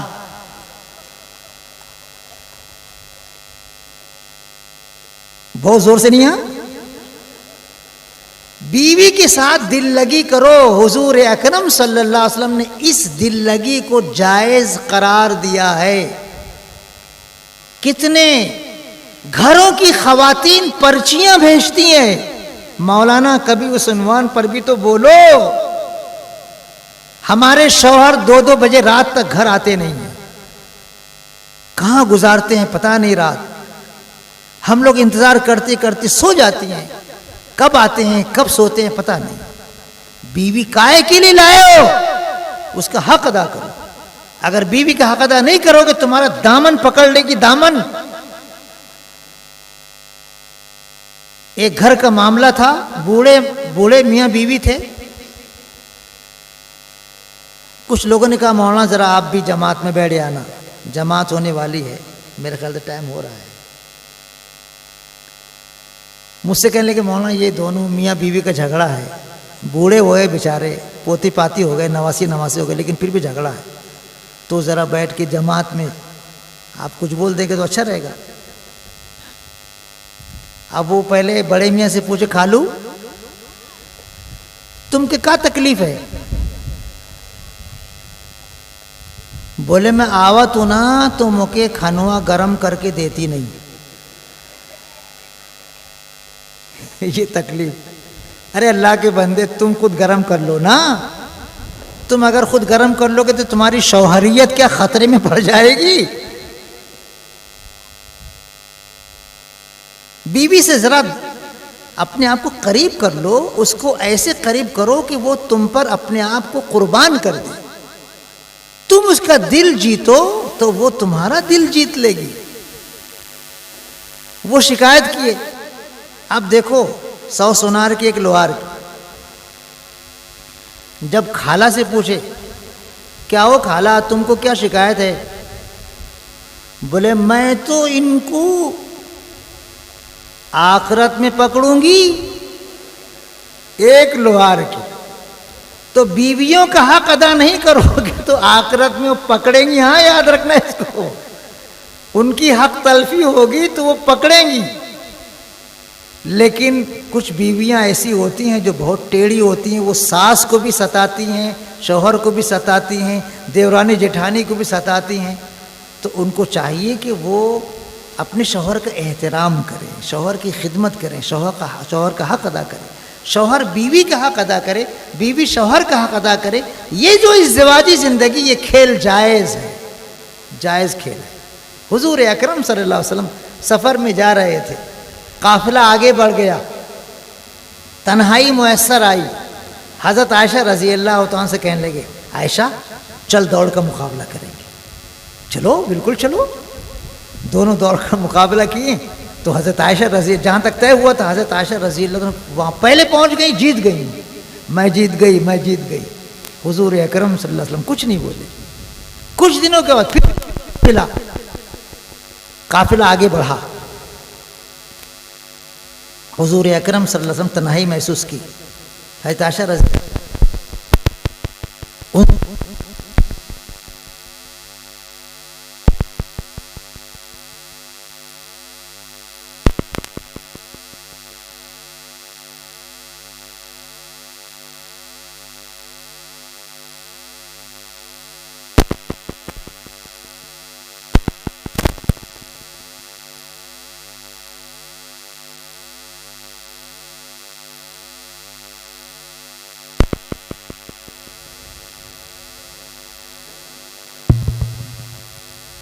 حضور اکرم صلی اللہ علیہ وسلم نے دوسری مرتبہ کہا عائشہ دوڑ کا مقابلہ کرو گی؟ ہاں ہاں بالکل. تو اس وقت حضرت عائشہ رضی اللہ عنہ تھوڑا سا موٹی ہو گئی تھی. جب دوسری مرتبہ مقابلہ ہوا تو حضور اکرم صلی اللہ علیہ وسلم جیت گئے. تو حضور نے فرمایا عائشہ ہماری یہ جیت تمہاری پہلی والی جیت کے بدلے میں ہو گئی. کیا پیارا انداز ہے بیوی کے ساتھ خوشگوار ازدواجی زندگی گزارنے کا. یہ کھیل جائز، بس یہ 3 کھیل جائز ہے. اس کے علاوہ کوئی اور کھیل نہیں کھیلنا چاہیے. دیکھو ہم کبڈی میں کیا کرتے ہیں، کسی کا ہاتھ ٹوٹتا ہے، کسی کا پاؤں ٹوٹتا ہے. آج بھی ہم ایسے لوگوں کو جانتے ہیں جو بیچارے کبڈی کے کھیل میں کوئی اپنا ہاتھ یا پاؤں توڑ بیٹھے تھے، آج تک ان کا ایسے ٹیڑھا ہی ہے، سیدھا ہو ہی نہیں. اس کھیل میں کوئی فائدہ نہیں. اور ایسے وقت کیا جاتا ہے جبکہ بچوں کی تعلیم کا وقت ہوتا ہے، ان کے امتحانات کا وقت ہوتا ہے. اس لیے کبڈی کے میچ نہ بھرائے جائیں تو بہتر ہے. میرے خیال سے شاید یہی گراؤنڈ ہے جس میں کبڈی کا میچ ہوتا ہو. تو میری مؤدبانہ گزارش ہے اس گراؤنڈ میں کبڈی کا مقابلہ کرانے والے میرے بہت ہی محترم ساتھیوں سے کہ وہ کبڈی کا میچ نہ کرائیں. ہمارے نوجوانوں کا قیمتی وقت ہوتا ہے، اس وقت کو ضائع نہ کریں. مشاعرہ کرانے والے ہمارے جو بہت زیادہ مثقف لوگ ہیں، ثقافتی پروگرام کرانے کے شوقین ہیں، ان سے میری مؤدبانہ گزارش ہے کہ وہ دن میں مشاعرہ کر لیں. رات میں کرتے ہیں 2 بج جاتا ہے، 1 بج جاتا ہے، اس میں بہت سارے لوگوں کی فجر کی نماز قضا ہو جاتی ہے، اور پھر اس میں اور بھی بہت ساری خرابیاں ہوتی. بے پردہ عورتیں اور کیا کہتے ہیں مشاعرے کی زینت بنتی ہیں، وہ نگاہوں کا زنا ہوتا ہے. ایسے بہت سارے مفاسد اس کے اندر ہوتے ہیں. تو اگر ادبی ذوق ہم کو زندہ رکھنا ہے تو دن میں ہم کوئی پروگرام کر لیں، ایک بہت مہذب مجلس قائم کر کے اس میں کر لیں. ادبی نقطۂ نظر سے ہماری زبان کو سیکھنا سکھانا بھی بہت ضروری ہے. زبان کے تعلق سے حضور اکرم صلی اللہ علیہ وسلم کے حوصلہ افزا احادیث بھی ہیں. وقت نہیں ہے کہ اس گوشے پر اور زیادہ کچھ روشنی ڈالی جائے، اور اب تو وقت ہی ختم ہو گیا ہے، میرے خیال سے 10 کے اوپر ہو گیا ہے. اللہ پاک جو بھی باتیں کہی گئی ہیں ان پر عمل کرنے کی توفیق عطا فرمائیں. آمین. وآخر دعوانا الحمدللہ رب العالمین. میری زندگی کا مقصد تیرے دین کی سرفرازی، میری زندگی کا مقصد تیرے دین کی سرفرازی، میں اسی لیے مسلمان، میں اسی لیے نمازی. اللہ تبارک و تعالی حضرت والا کی عمروں میں خوب خوب برکت عطا فرمائے. اللہ تبارک و تعالی آپ کو صحت و تندرستی کا اعلیٰ مادہ عطا فرمائے. اللہ تبارک و تعالی آپ کو ہر قسم کے شرور و فتن سے محفوظ فرمائے. اللہ تبارک و تعالی آپ کی محنتوں کو قبول فرمائے، جزائے خیر عطا فرمائے، اور ہمیں حضرت والا کی ملفوظات پر، نصیحتوں پر عمل کرنے کی توفیق عطا فرمائے. اس سے پہلے کہ حضرت دعا فرمائیں، ایک اعلان ہے مسجد اسحاق کے بارے میں کہ اس کا تعمیری کام کافی حد تک ہو چکا ہے، کچھ ہی کام باقی ہے جس کے لیے آپ کے تعاون کی مزید ضرورت ہے. لہذا آئے ہوئے تمام ہی مرد و حضرات اور خواتین سے گزارش ہے کہ تعاون فرمائیں. ان کے نمائندے کھڑے ہوں گے، تعاون کرتے ہوئے جائیں. درود شریف پڑھ لیں. درود شریف پڑھ لیجیے. الحمدللہ رب العالمین. اللہم صلی علی محمد وعلی آل محمد کما صلیت علی ابراہیم وعلی آل ابراہیم انک حمید مجید. اللہم بارک علی محمد وعلی آل محمد کما بارکت علی ابراہیم وعلی آل ابراہیم انک حمید مجید. اللہم الف بین قلوب المسلمین واصلح ذات بینہم وانصرہم علی عدوک وعدوہم. اللہم وفقنا لما تحب وترضى واجعل آخرتنا خيرا من الأولى. اللہم أعنا على ذکرک وشکرک وحسن عبادتک. اللہم علمنا الكتاب والحکمة. اللہم فقہنا في الدین. سبحانک لا علم لنا إلا ما علمتنا إنک أنت العلیم الحکیم.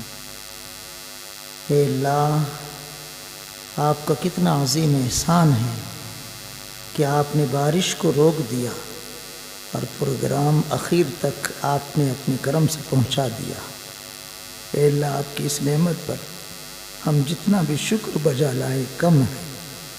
اے اللہ، ہمیں آپ کی نعمتوں کا شکر گزار بندہ بنا. اے اللہ، ہمارے نوجوان دوستوں کو اپنی جوانی، اپنی طاقت و قوت آپ کی عبادت میں خرچ کرنے کی توفیق عطا فرما. اے اللہ، تمام مسلمانوں کو حلال روزی خوب وسعت و برکت والی عطا فرما. حرام روزی کے ہر ذرے سے ہماری حفاظت فرما. اے اللہ، ہمارے شہر کے معاشیات کے تمام اسباب و وسائل کو اے اللہ اپنے کرم سے، اپنے فضل سے خوب خوب ترقیات سے نواز دے. اے اللہ، ہمارے غلطیوں کو، ہمارے گناہوں کو معاف فرما. ہم اعترافی مجرم ہیں، ہم سے کسب معاش میں غلطیاں ہوتی ہیں. اے اللہ، ہماری غلطیوں کو معاف فرما. ہمارے مزدوروں کو بھی، ہمارے مالداروں کو بھی، دونوں کو اپنی رضا والے اعمال کی توفیق عطا فرما. دونوں کے ایک دوسرے کا خیر خواہ بنا۔ اے اللہ ہمارے معاشرے میں ہر گھر میں ماں باپ کی ایسی عظیم خدمت انجام دینے کی شکلیں پیدا فرما کہ ہمارا شہر پورے ملک میں نہیں پورے عالم میں والدین کی خدمت کے تعلق سے مثالی شہر بن جائے۔ اے اللہ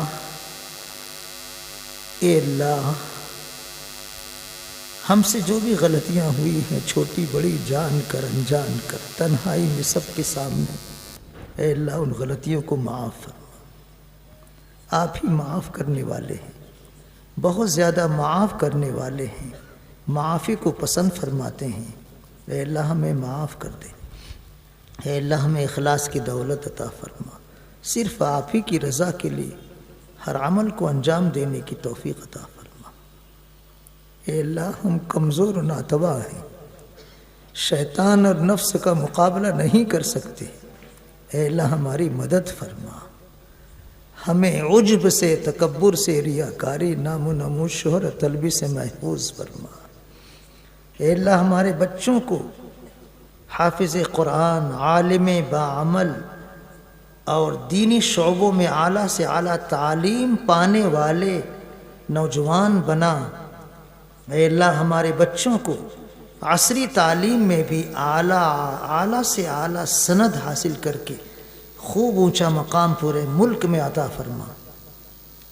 اے اللہ ہمارے شہر کو خاص طور پر امن و سلامتی والا شہر بنا، ہمارے ملک کو عام طور پر امن و سلامتی والا ملک بنا، پورے عالم میں امن و سلامتی اور ہدایت کو عام فرما، دشمنان اسلام کو بھی ایمان کی دولت عطا فرما، برادران وطن کو بھی عافیت کے ساتھ ایمان کی دولت عطا فرما۔ اے اللہ اس پروگرام کے منعقد کرنے والے تمام ساتھیوں کی محنتوں کو قبول فرما، اس مبارک مجمع میں جتنے حاضرین ہیں، جتنی خواتین ہیں، ان سب کی نیک تمناؤں کو پورا فرما، نیک مقاصد میں کامیابی عطا فرما۔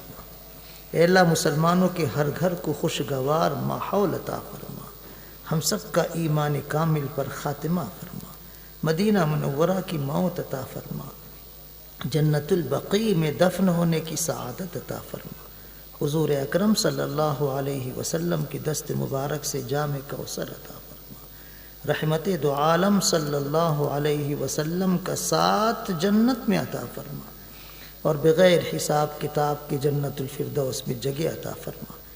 ربنا تقبل منا انک انت السمیع العلیم وتب علینا انک انت التواب الرحیم، وصلی اللہ تعالی علی خیر خلقہ سیدنا محمد وآلہ واصحابہ اجمعین برحمتک یا ارحم الراحمین۔ نوجوانان مولانا آزاد نگر اور مسلم نگر